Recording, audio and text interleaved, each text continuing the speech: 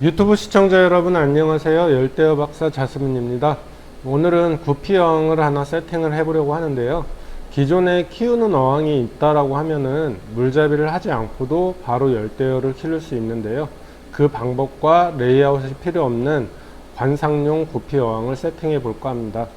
구피는 종류가 다양하고 색도 다양하지만 여러 종류의 구피를 섞어서 키우면 서로 교미를 하고 잡종이 되는 경우가 많은데요.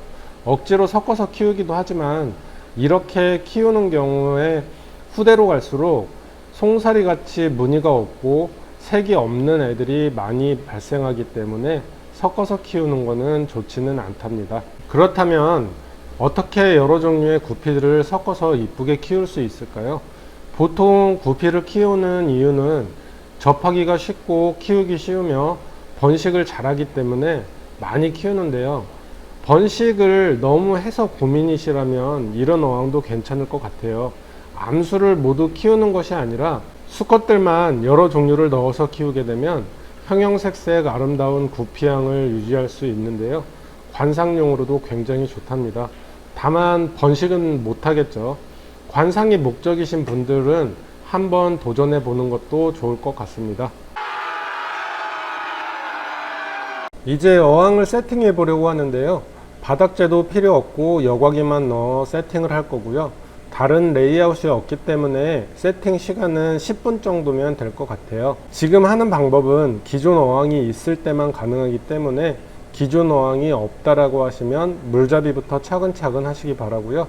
기존 물잡이 어항이 있는 경우 기존 어항의 물을 절반 정도를 빼서 새 어항에 넣어 주시고 나머지 부족한 물은 하루 받아두었던 수돗물이나 정수기물을 넣어서 채워주시면 되는데요. 기존 어항에 있는 여과기에 스펀지를 하나 빼서 새 어항에 넣어주면 끝이랍니다. 굉장히 간단하죠. 이렇게 세팅을 하게 되면 기존 어항을 50% 환수한 것과 같기 때문에 물잡이를 따로 하지 않아도 바로 키울 수 있는 것이랍니다.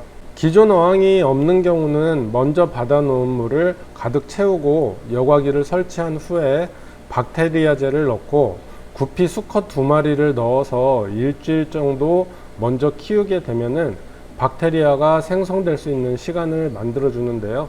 일주일 후가 지나면 3마리를 추가하고 다음 또 일주일 후에는 5마리를 추가, 이런 식으로 구피를 점차적으로 늘려주시면 물깨짐 없이 안정적으로 키울 수 있답니다.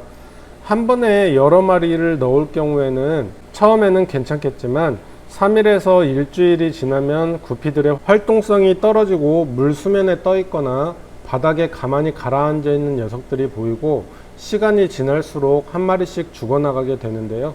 이를 방지하기 위해서는 환수를 자주 해주셔야 해요. 환수가 힘들다고 하시면 마리수를 줄이시고 여과력을 늘리시면 된답니다. 오늘은 관상용 구피 어항 세팅에 대해 알아봤는데요.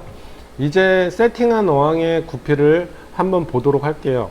이쁜 구피들과 힐링되는 시간 되시고요. 좋은 하루 되세요.